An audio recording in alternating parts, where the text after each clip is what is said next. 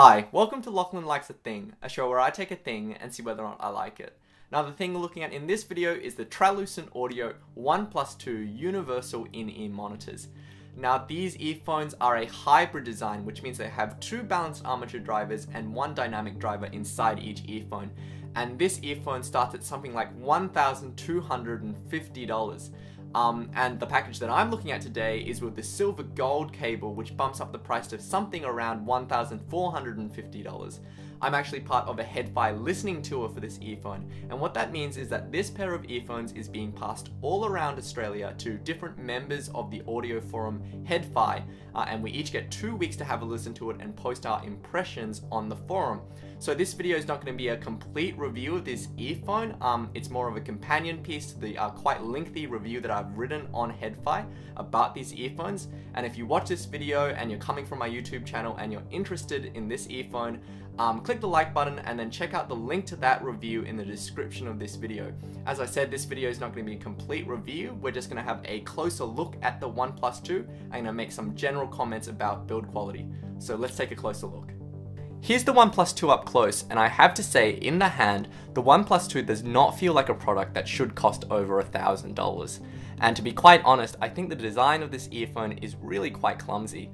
Let's start with the earpieces. Now the earpieces of the 1+2, as you can see, are quite large and quite bulky. But if you actually have a look at the earpieces, you can see how they're arranged. They have two balanced armature drivers right at the tip. They have a dynamic driver right here. They have a custom faceplate, and a vent here, and then detachable cable, here. Now, the rest of the 1+2, the majority of the bulk of this earpiece is actually just empty plastic. And there's no real reason to make it this bulky because it ends up being heavier, you introduce wind noises with this kind of shape, and overall it's just less suitable for portable use. I wanted to give you a comparison with another hybrid design just for reference. This is the Null Audio Elpis, which is a custom earphone which retails out of Singapore for about $250 US. And you can actually buy this custom earphone as a universal version, just like this unit here. And this unit was sent to me by Null Audio to do a review of. Now I bring up the Null Audio Elpis not because it sounds anything like the 1+2, but because I think it demonstrates that you can pack in basically the same kind of components as the 1+2 in a much smaller package. Now, the Elpis has one single dynamic driver, one balanced armature driver, detachable cables, and a vent. And as you can see here, the bulk of this unit is about half that of the 1+2. And because it's less bulky, it's less heavy, it's more comfortable, it's less prone to wind noise, and it's overall a much better package for portability. So I have really no idea why the 1+2 is this bulky, because the majority of the earpiece is devoted to empty plastic. As for the materials themselves, I have no idea why the 1+2 is made of acrylic. Now, acrylic is the material you need to use to make custom earphones because each earphone needs to be molded to an individual person's ear canal.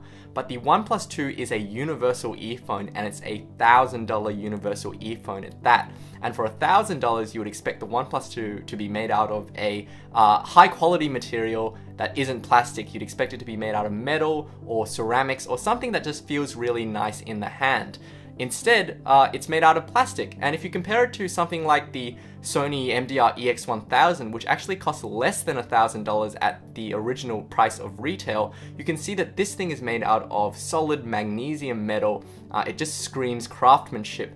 The 1+2, even though it's not terribly badly built, I think that the build quality really is quite disappointing for a product that costs this much. Now, if the earpieces of the 1+2 give me issues, it's the cable of the 1+2 that really gives me issues.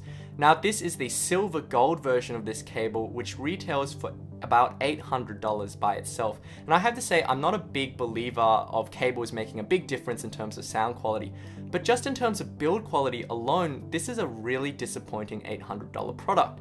Now, as you can see, the connectors on this cable are made out of really cheaply molded plastic, and you can actually see the seams all along this connector. It just looks and feels incredibly cheap.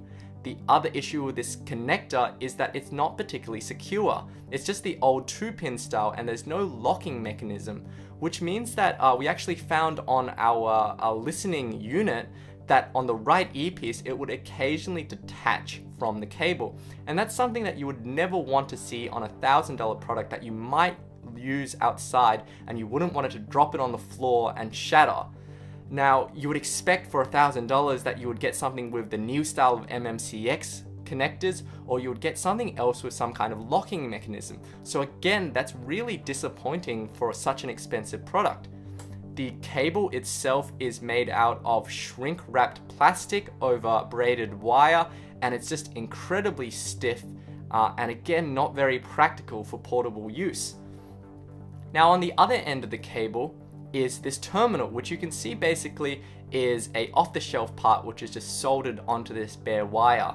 And there's absolutely no strain relief on this cable, which is again a really disappointing oversight for such an expensive product. So all in all, this is an $800 product, which, just like the $1,000 earphones, does not feel like it's got appropriate build quality for the price that is being charged. Now, if you're a regular subscriber to my channel, you'd know by now that I'm a huge stickler for build quality. And that's because I've seen so many cheaper products with excellent build quality by now that when I see an expensive product with bad build quality, it really annoys me. But you're probably wondering, apart from the build quality, how does it sound? Does it sound like $1,000? Well, if you want to know, then check out the link in the description of my video to my review on Head-Fi about the 1Plus2. And spoiler alert, I think it sounds pretty good. Anyway, if you found this review helpful, please click the like button and subscribe to my channel for more reviews. You can talk to me on Facebook at facebook.com/LachlanLikesAthing, or on Twitter at LachLikesAthing.